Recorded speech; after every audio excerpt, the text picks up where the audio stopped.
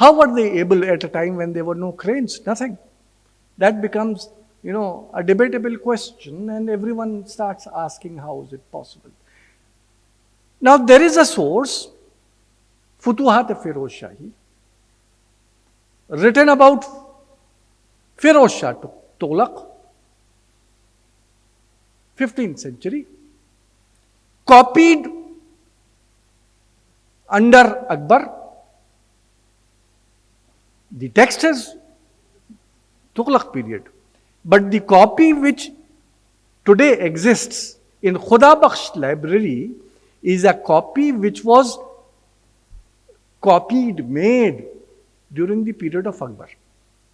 And it is not only script which is written down during the period of Akbar, but there are also a number of illustrations which are given.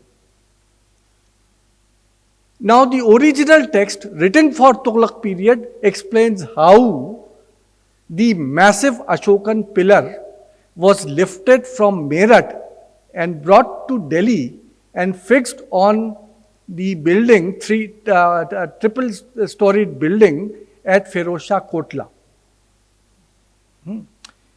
And there, through these, depictions, one is able to find that there is, what type of, mechanism was used. All of you are living in a place like Mumbai, where, navigation used to take place, heavy ships. How were the ships, when they were in the docks, how were they turned if they had to be repaired? Such heavy buildings. They were shifted with the help of certain technological, mechanical things which were based on wheels and ropes. How you could keep them on logs, have wheels attached to them, and with rope you start turning them, and a very heavy material would start rotating. Capstan. Everyone thought that capstan was known to the Europeans, but there is no reference of capstan in Indian history. The only reference to capstan which we find from the period of Akbar is through these miniatures. They don't give the name because the text which is written doesn't have any information. It just says that they were lifted, brought to the ships, from the ships shifted to carts, from the carts again they were lifted on top of the structure. Ropes were used, pulleys were used. This is what they say. But ropes, pulleys do not explain how, one pillar which was more than 55 tons in weight could be transported from far off, brought to Delhi, and then lifted on top of 3-storied high building. And that is only with the help of capstans which are depicted there. The capstan is mentioned only in the European sources. Next one. You see how they were carried on the ships. The text only has reference that boats were used. But how were the boats used? The description to that is found only through these depictions. In other words, what I am trying to say is that if you are looking at archival material, if you are looking at the documents, don't only look at the script of what is written there, also see what is being depicted there. Even that would tell you, give you information which is missing from the written text which is there. Next one. For example, the city plans. This is a plan of city of Agra, made in 1720.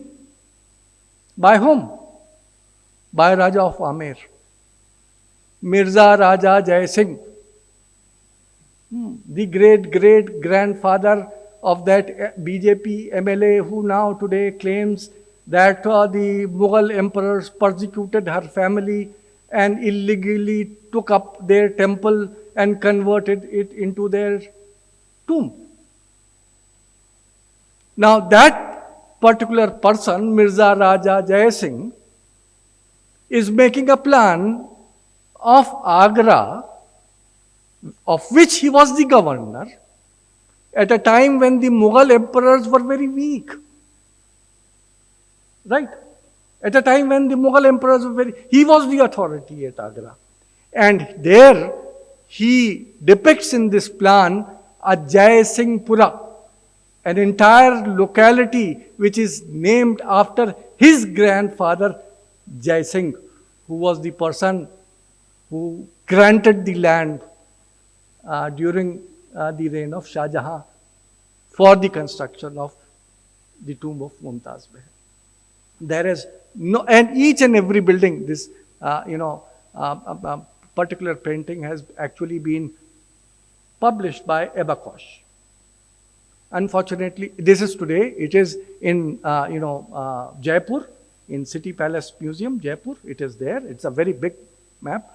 Unfortunately, they don't allow we black Indians to get hold of it. Abacosh can easily come and photograph it and go away with that. They allow her, and I had to request Abacosh to send me a few photographs of that, because I kept on asking.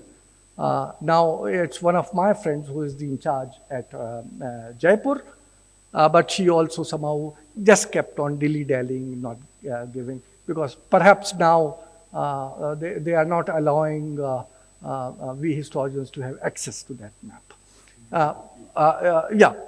But you know what is there in the map is very, very obvious, that the whole locality which was gifted by Shah Jahan in lieu of the land where Taj is built is being depicted in this map.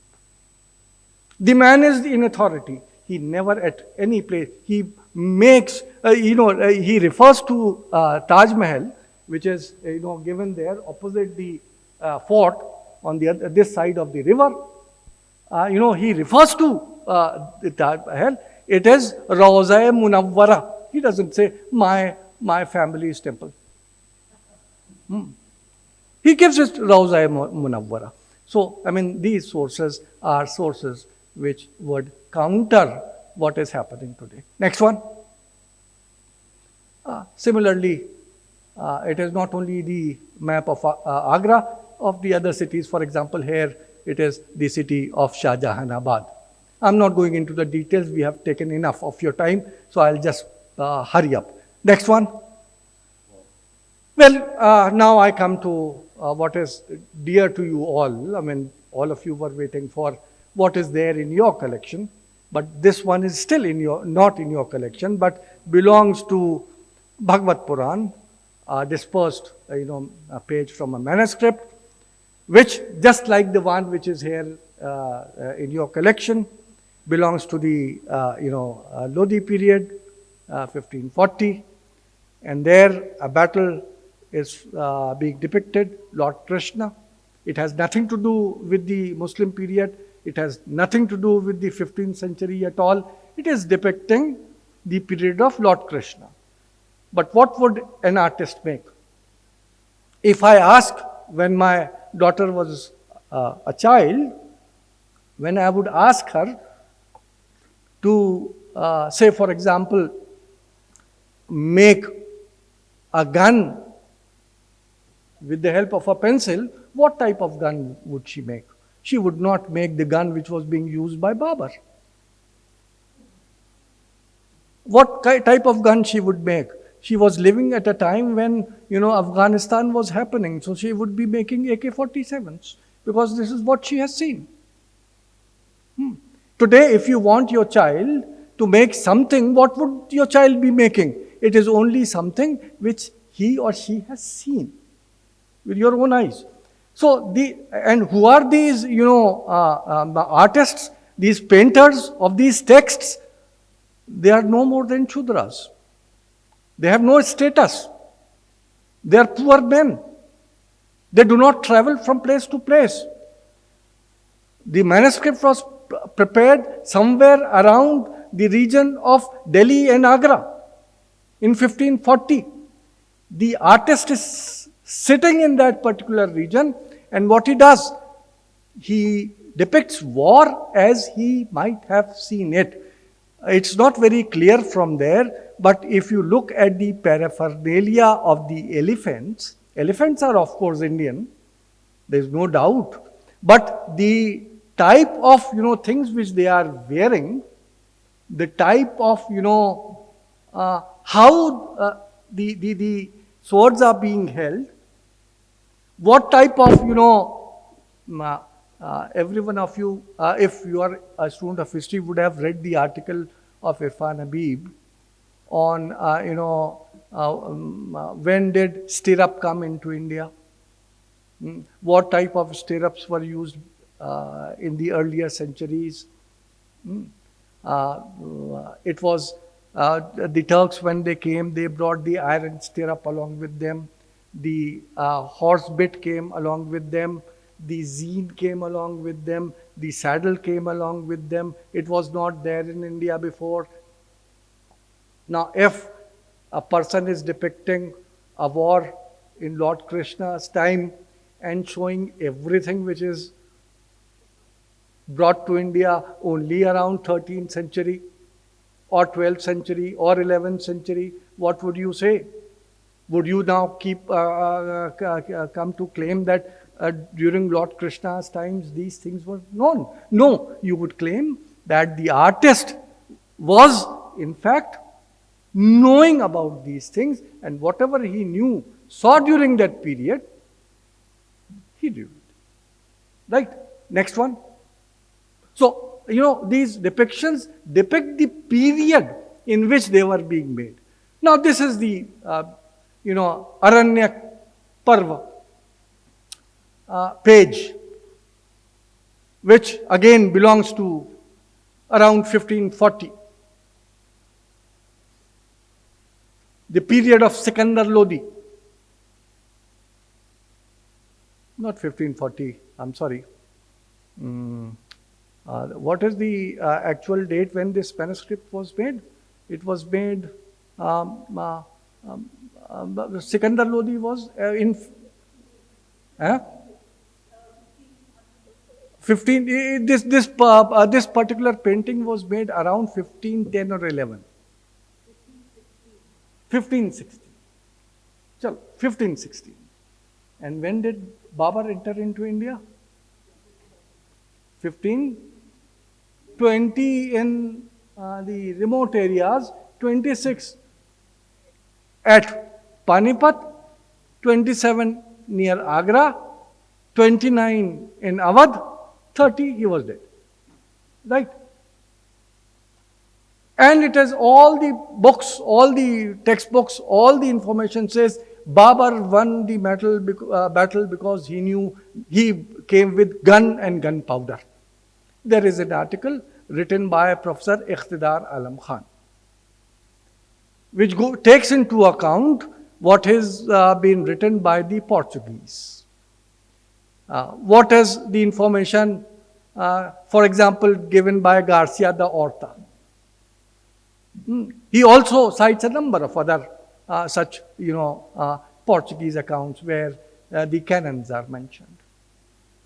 And goes on to show that as far as the region of Kerala, the region of Gujarat, the region of the Deccan was concerned, these were the regions where, due to the coming of the Portuguese in the Indian Ocean and to the Indian subcontinent, they were coming along with the gun and gunpowder. So the subcontinent was knowing about their use.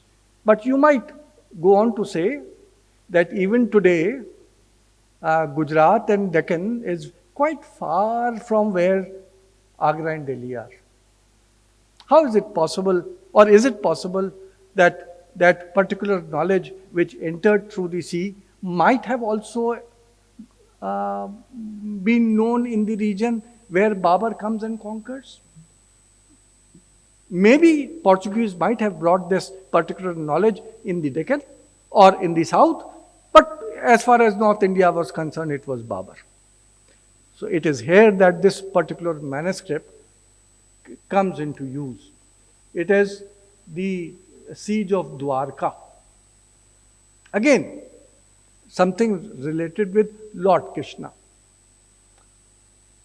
It is being illustrated during the reign of Sikandar Lodi.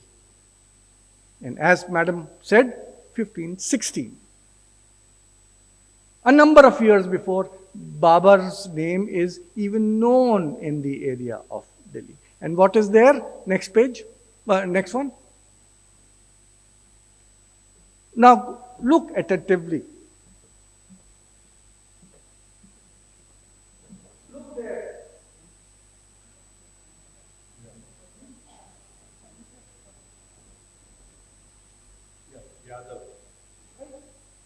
And look on that. Two big cannons on the bastions of the fort. And what type of fort? A fort, the type of fort which was being built during the Sultanate period in India, with bastions and merlons. And how are these cannons being fired? There is a man hiding behind those merlons with a long rope or stick in his hand, with a fire lit on one side, and hiding from behind, he is giving fire. In both the guns.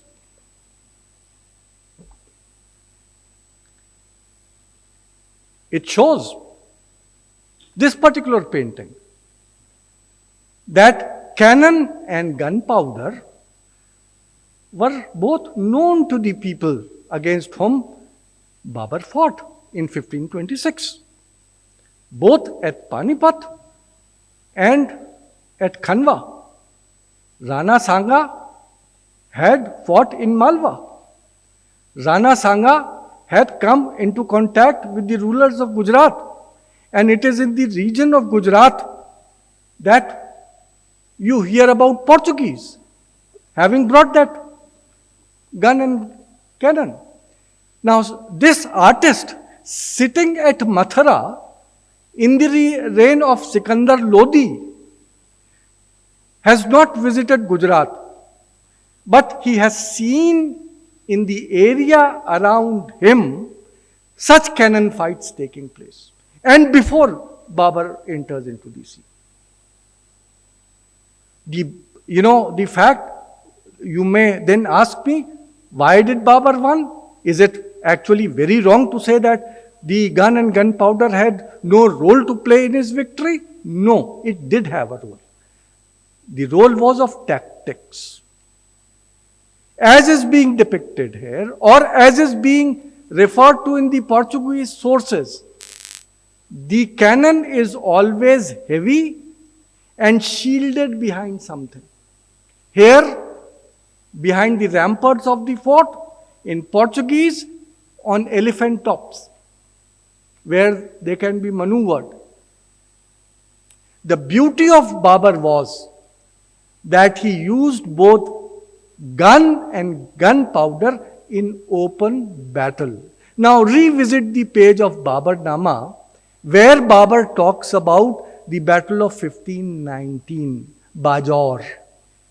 He mentions that when I used my guns, when my gunners started firing, the Bajauris would come in the front and say, what would you do?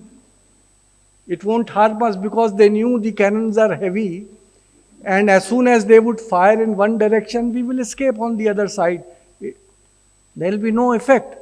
But what Babar had come up with was handheld guns, or guns which had mantelets through which they could be maneuvered. And Babar was actually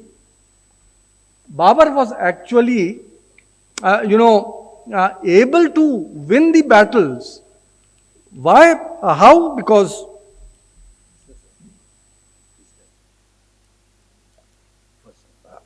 how? Because, here the cannon in the Indian or Portuguese way was protected behind the wall, with man also behind, protecting himself so that he can escape from the, arrow of the enemy. But in Babur's case, the mantelets and mobile guns were something which Indians were not aware of. They knew gun and gunpowder, but they did not know that this gun and gunpowder can be used in open battles. And this particular painting, which is housed in your collection, tells the entire story. Next one. There is another aspect. Now pay attention, this is, a hebanama, sale deed or gift deed. But pay attention.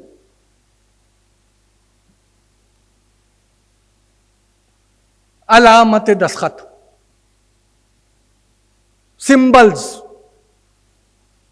placed along with signatures of people. I became aware of this. I'm sorry I have taken much of your time.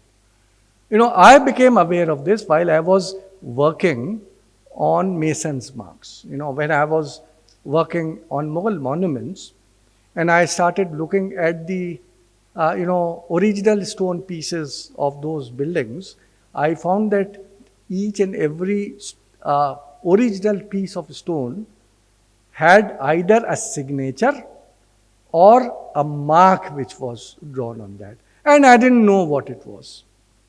And thousands of them. For example, there was a name which I encountered, Hamu. It was repeated around 3,000 times at Fatehpur Sikri. The same name was found at Allahabad Fort. But what was of beauty was that along with that name, there was a particular symbol which remained constant. Here you find a number of flowers, each flower different from the other. And if you look at the names, who they are all Jauharis, jewelers. Number 2, the next one. Hook. Another type of a hook. Then it's not visible here from so far, but a series of flowers and other things. Perhaps there is also a scissor drawn there, or perhaps in the next one. At that particular place where there is a hook, both these hooks, the names which are written are of, telis, the oilmen, with the hook. Next one.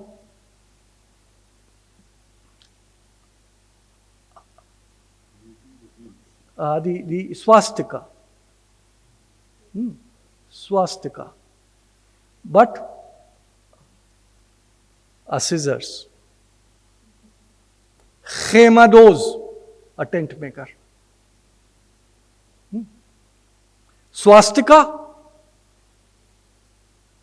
All these swastikas which are there, banya merchants.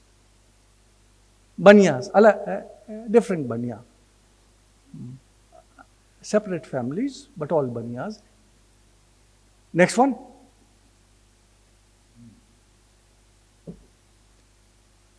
Now, if you see, it's not very clear. Most of all the flowers, Jauharis, Khemadoz, all swastikas of the mercantile class, Banya class, Gujarat. Then you can see varnishers and painters with their burnishers. These charts are enough to tell me, and these are all legal documents with particular signatures. And one sign would not be repeated with the name of somebody else. It will remain in the same family, even if the name is different, but the other person who is being named would belong to the same family as the one with whom it was originally associated. We know from works of, large number of medieval historians, including my supervisor Irfan Habib, Radhika is there, she will support me that if I say that there was a guild system during the medieval period, she will catch hold of me. She would say, what are you talking about? So I won't go to that extent to say that there was guild, because guild means a lot of things, but there was some family profession with their own marks which were there. Right? And the same thing I found in the Mughal monuments.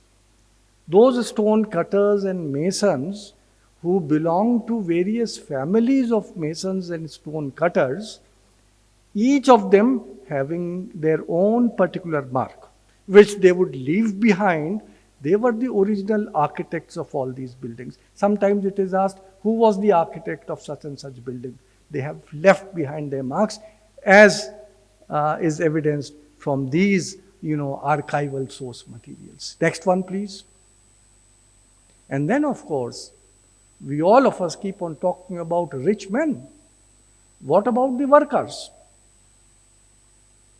The only source of information for artisanal classes, for the professional classes, for the architects, engineers, physicians, doctors, so on and so forth. I don't have time to go into the detail, but just see the pan sellers sitting here. I used both these paintings to decipher when were such buildings made. In fact, this particular building now doesn't exist in Fatehpur Sikri. It has disappeared. But when excavations were carried out, same type of a structure was, in fact, this painting, from Akbarnama, Victoria Albert Museum, proved to be very photographic. And in my book, if you see, I have tried to identify a number of buildings with the help of the paintings which have been left behind by the artists of that period. Artists would be drawing through their memory. It would not be actually photographically very similar, but if there was a structure which they had encountered, they would depict it. Next one. As I said, that a large number of professions about whom no information is got. I'm sorry, I don't have time. But I'm just one illustration that if you actually want, it is said that, Aligarh people or medieval historians just write about the emperors. No, there is much information. The only thing is, my dear friends, you look only at what Abul Fazl had written. Don't look at what he has written. Look at the other evidences which are there in your own libraries and sources, which give us information about the others who are other than sovereignty. The entire society is depicted there. We only are not able to see them. Next one, please. Now, for all of you know indigo cultivation, and this one painting gives you the entire process. I have written a paper on indigo production during the medieval period. You need not read 30 pages of what I have written. Just look at this painting. Everything what I have written in the painting is given here. Next one. And then, of course, the details of the cities. But then, as I say in the last, there is much, much more. All hidden in your archives. We have to find them, discover them, read them. We just have to be aware about them. Thank you very much.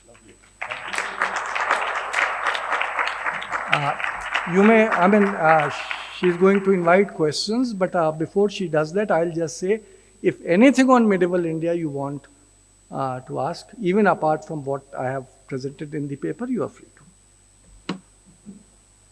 Thank you so much. Thank you, Professor Rezavi, for a wonderful and very, very informative talk. I'm sure most of it was unknown to many of the audience over here. I will very briefly give a very few presidential remarks. I'm going to take full advantage, or as is often said here in Maharashtra, full disadvantage. You can't take advantage because it's not for good. Therefore, I'm going to take full disadvantage and talk of this thing. Some of what Professor Rezavi says, which is specific to medieval, can be looked at in other areas as well. For example, we've got inscriptions. There are Chalukya inscriptions of the 8th century, which give us at the bottom of the inscription the name of the school from which the stonemason came. We have others which say, I mean, we've got Chalukya inscriptions which talk of the Lekhaka, who has composed it.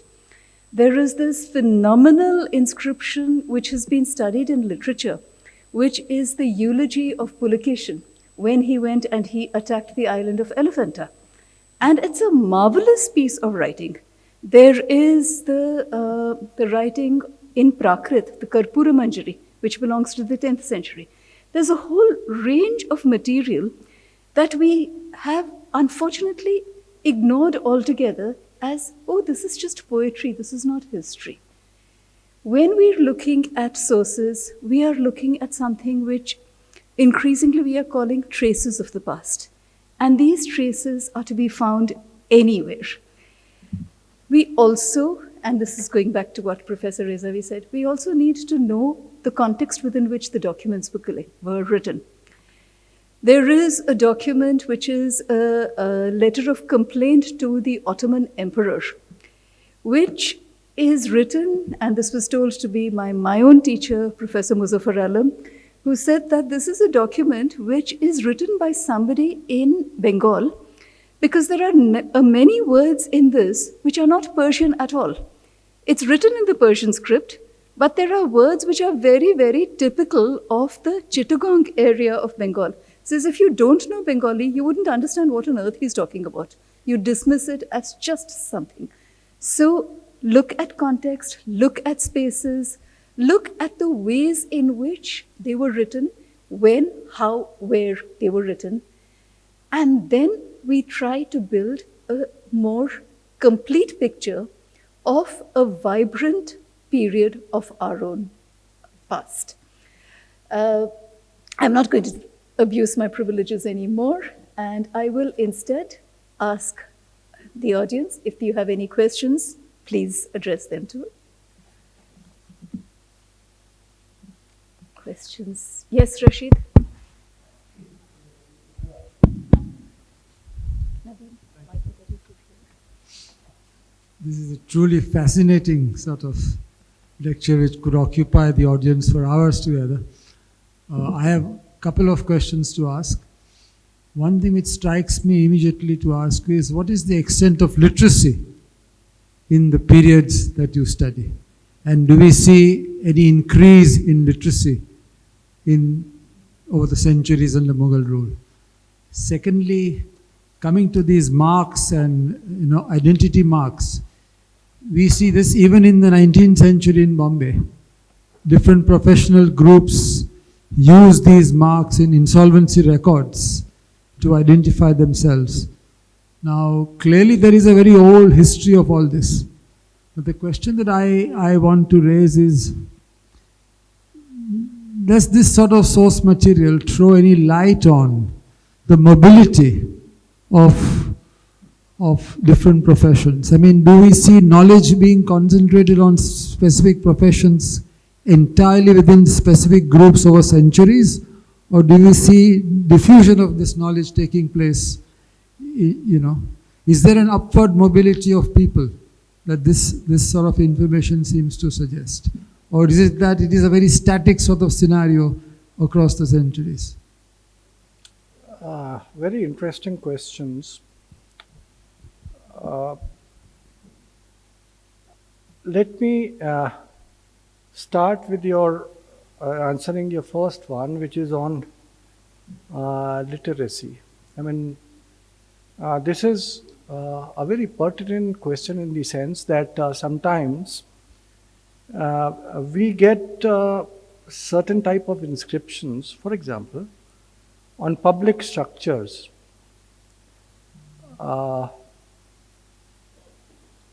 with certain message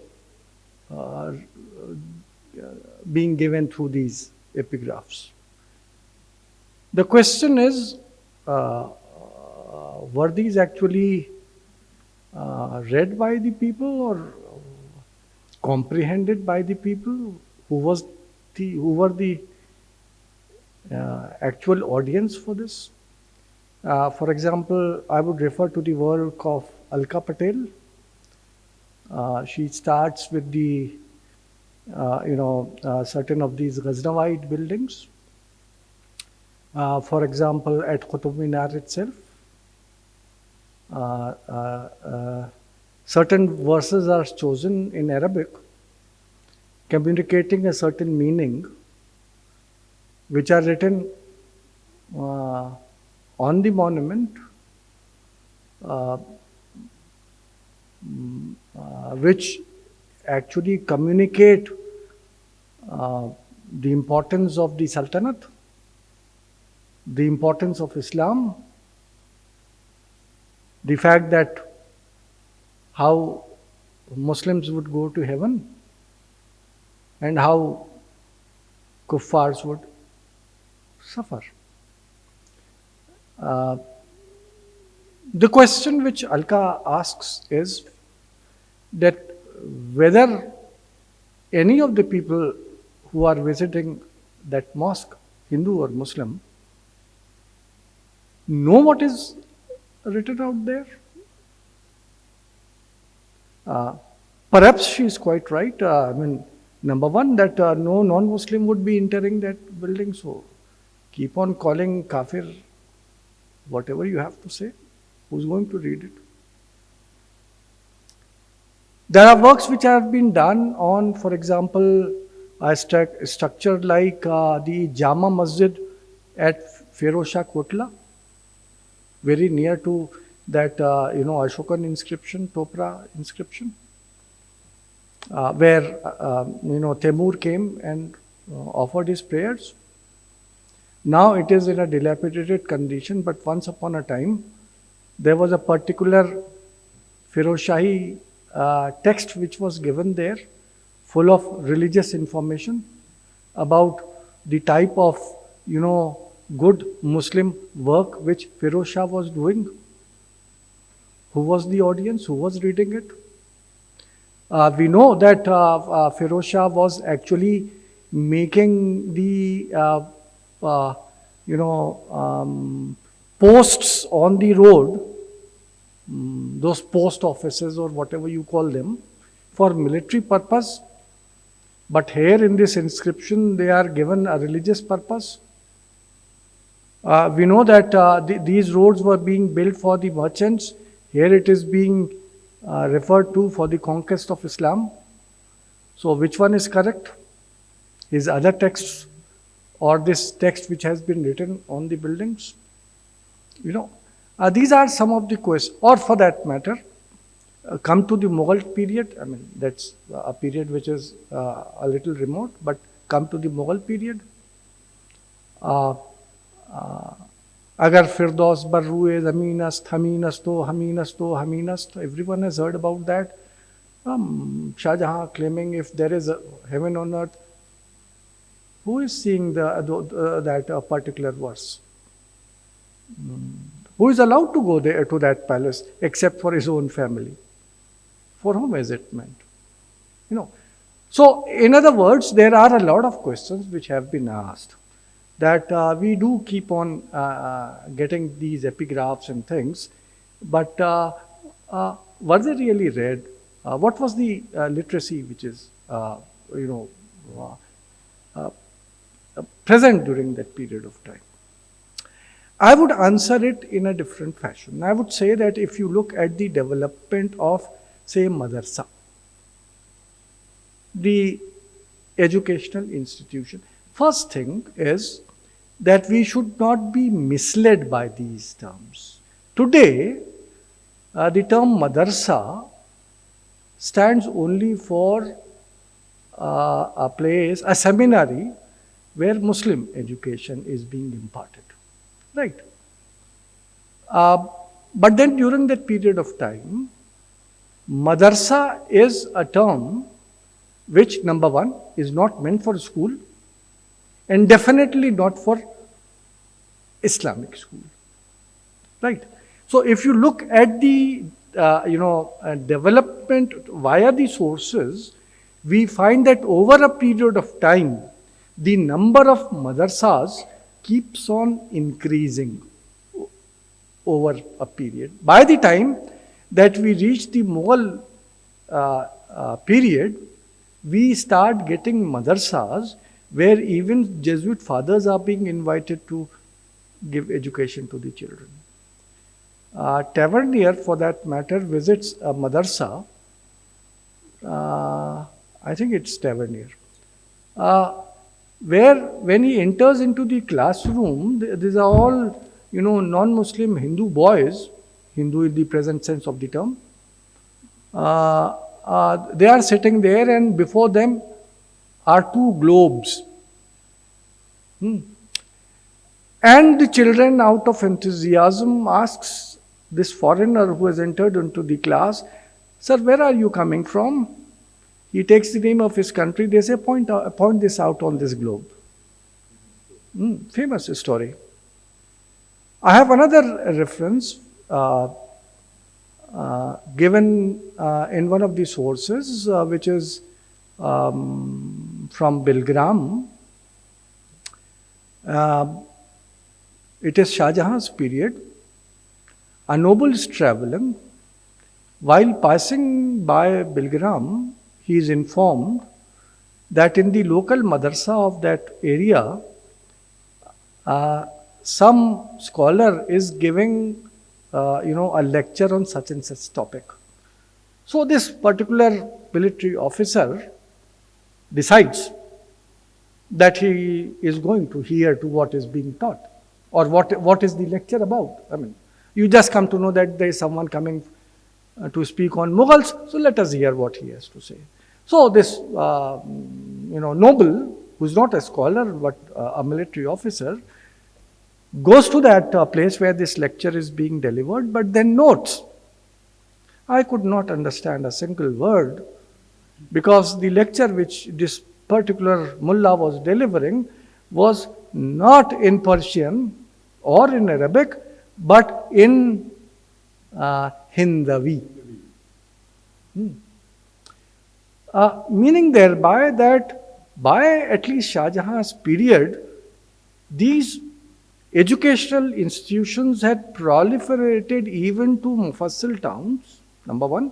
Number two, there was a demand that the education be given in their own local languages, not in the languages of the elites, right? Thirdly, we start getting paintings. I mean, I showed you a lot of paintings. So there are many which I didn't show.